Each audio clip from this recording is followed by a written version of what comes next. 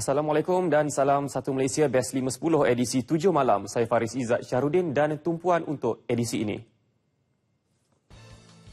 Kejayaan sesebuah sekolah bergantung kepada peranan dan kewibawaan pengetuanya. Pengetua juga berperanan memberi kepimpinan, galakan dan sokongan kepada guru serta murid selain mewujudkan persekitaran yang kondusif untuk proses pengajaran dan pembelajaran yang memberansangkan. Dimensi terpenting yang perlu dimainkan pengetua adalah kepimpinan pengajaran terutama dalam mencorakkan iklim dan budaya pengajaran serta pembelajaran. Demikian menurut Timbalan Perdana Menteri Tan Sri Muhyiddin Yassin dalam satu program di Seremban.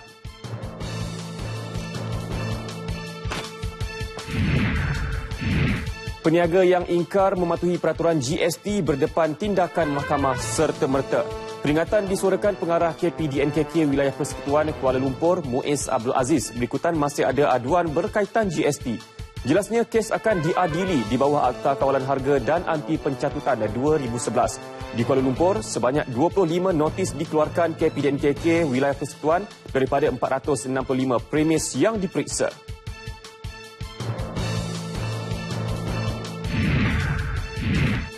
Bahasa Melayu dan Bahasa Indonesia perlu dijadikan asas kepada usaha penyatuan komuniti ASEAN 2015. Penasihat Kerajaan dalam hal ehwal sosial dan kebudayaan Tan Sri Rais Yatim berkata, perkara itu antara topik perbincangan semasa menyertai lawatan Timbalan Perdana Menteri Tan Sri Muhyiddin Yassin ke Indonesia minggu depan. Jelasnya Bahasa Melayu dan Bahasa Indonesia ditutur oleh kira-kira 300 juta penduduk daripada 500 juta komuniti ASEAN.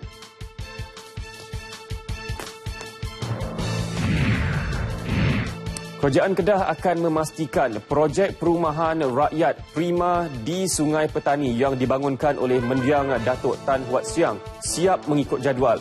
Exco Kerajaan Tempatan Bekalan Air, Sumber Air dan Tenaga Perubahan dan Pembangunan Insan Negeri Datuk Badrul Hisham Hashim berkata, Mendiang komited untuk memastikan 1,349 unit rumah prima yang dibina Syarikat Pemaju Perumahan SP Baiduri Sdn Bhd disiapkan mengikut jadual. Mendiang Datuk Tan Huat Siang adalah pemilik syarikat berkenaan dan merupakan seorang daripada 6 mangsa nahas helikopter terhempas di Kampung Sungai Pening Semenyih Sabtu lalu. Sementara itu, proses mengeluarkan bangkai dan serpihan helikopter dari lokasi nahas akan selesai dalam tempoh 3 hari atau sebaik selesai siasatan oleh Biro Siasatan Kemalangan Udara. Ketua Setiausaha Kementerian Pengangkutan Datuk Dr. Ismail Bakar menyatakan proses mengambil masa untuk diselesaikan kerana keadaan muka bumi yang menyukarkan pergerakan pasukan penyiasat. Serpihan akan dihantar ke hangar unit udara Polis Diraja Malaysia Sungai Besi untuk siasatan selanjutnya.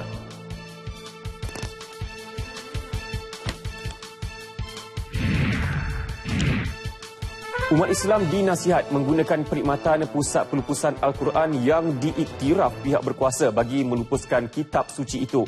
Timbalan Pesuruhjaya Hal Ehwal Agama Islam Terengganu Datuk Omar Musa berkata kaedah terbaik adalah menerusi pembakaran dengan abu dibuang ke dalam laut. Beliau mengetuai rombongan pelupusan 2,150 kg abu Al-Quran membabitkan 15 tan naskah ayat suci di perairan Kuala Terengganu.